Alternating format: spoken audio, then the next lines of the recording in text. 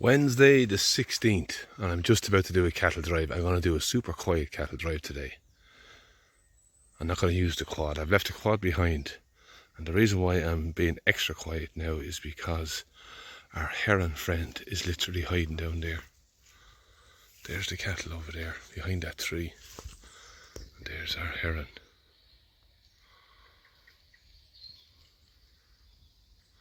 I've been seeing them flying around a lot lately, but not up close like that. Okay, so I'm going to let these cattle out onto a little lane here. If I just back up. So the cattle are in there. I don't know, can you see them? They're behind that tree. They've been in on that wet place for the last 3 days. Now yesterday I made a video and I posted it. We had good dry weather now. Last night we had a big flood. A front came in across us. It didn't go crossways, it came lengthways, so all the rain was dumped down us last night. But however, we're alright. This is the little lane they're coming onto. They'll come out a gap up here, down this way, and on up as far as the quad, up there, if you can see it. The gap is in there. So this is the wettest place now. This is the one field, but there's a bit of a cutaway bog here and a big swamp here in the middle. That's why I have all this fenced off.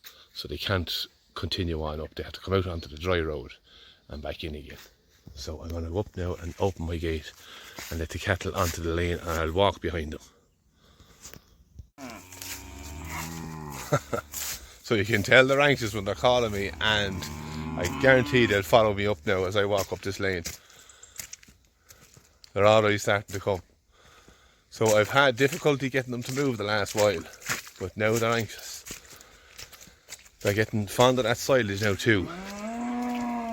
So they think they're going to get a feed now, but no, they're going to go on to grass now this morning, and I'm going to come back this evening and evaluate the situation, whether they're going to get moved depending on ground conditions, either moved or fed silage. We're going to bring down silage anyhow, and if I do move them, I'll throw it out to them. But that's the carry on this morning. Now, ground conditions in this place that I'm going into now have deteriorated, so it's definitely a 24-hour job, no more. Now, Madford Road, that way, lad. Right, I'm going to stay quiet. No panic here. They can take all the time they want.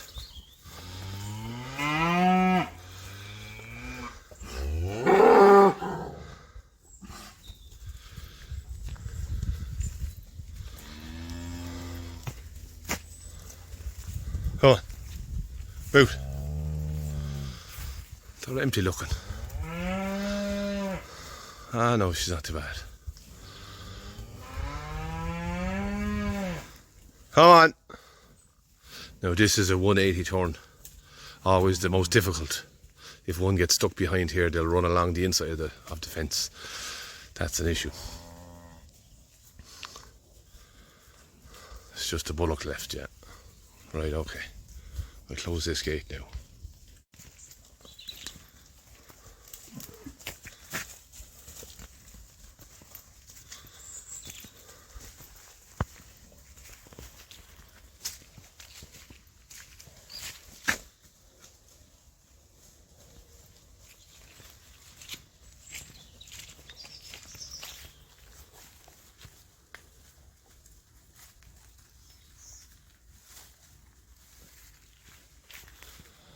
As I said, the place I'm going into now is kind of a real boggy place. It holds water. It's wet at the driest of times. So if I was to put them in there on the whole field and allow them to come back walking and make roads, they would absolutely plough up the whole place. So this is exactly a good example of when you really need to put in a back fence. Just to allow them on it for 24 hours and then get them gone and fence it off, that they never come back again for 2 months at least. Look at them loving that ivy.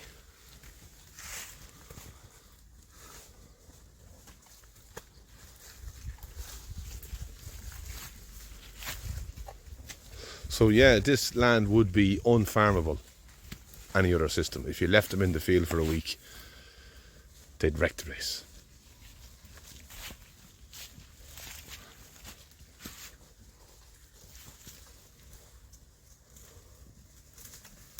Right, Jasper, you're nearly last. That's the bite. Now,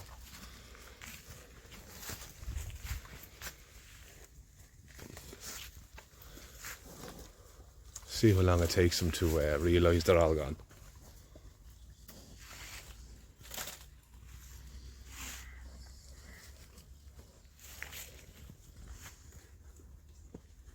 Too long. Come on, start moving. Good boy.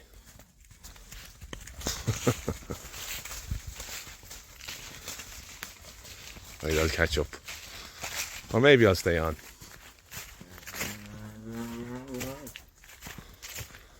So I'm glad to get them out of there now. They won't be back there until after Christmas.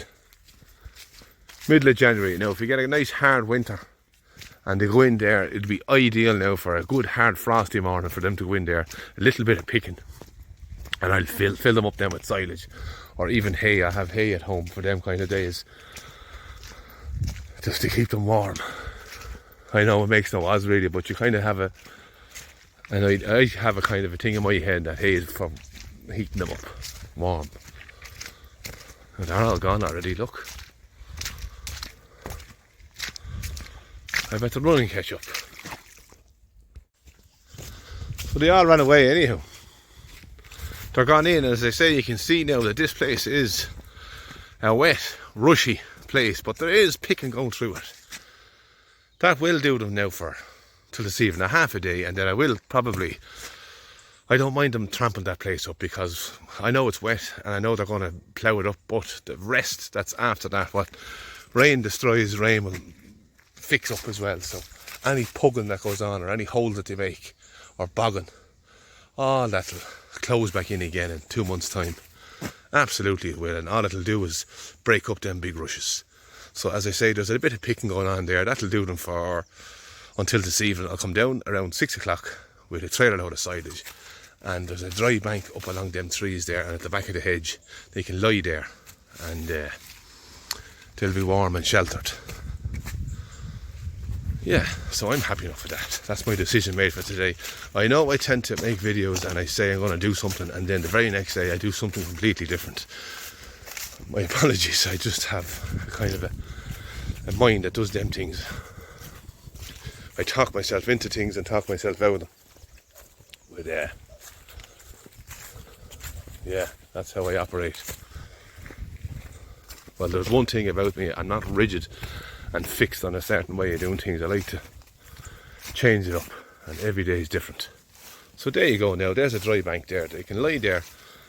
All that ground there is dry, but down on the lower side there, it's super wet. They can pick away on that now and trample up them rushes, and I'd be very happy when I come back this evening. Yeah.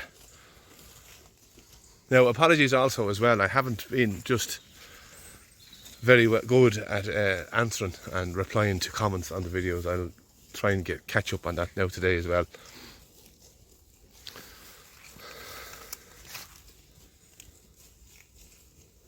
But that's a lovely sound today. So I'm going to call this the quiet video, the quiet lane walk, even though they ran away with me.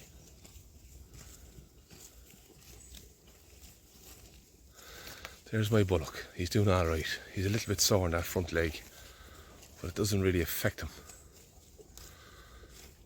He'll get over it.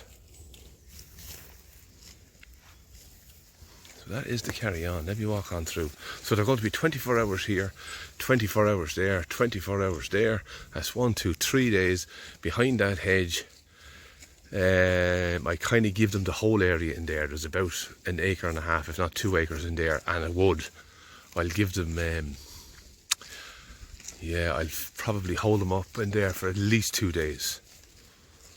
And then, so that's 5 days here and I'll be gone. So what are we now? We're Wednesday, Thursday, Friday, Saturday, Sunday, Monday. So Monday I'll be going back up the road again. And I'll probably separate this lady out, separate the bull out, and her calf. They'll be coming home. His job is done.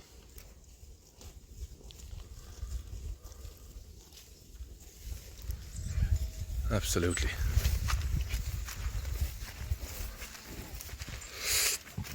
So yeah, we have our bit of clover, we have our bit of grass, we have our few rushes, and we have our water, lots of it.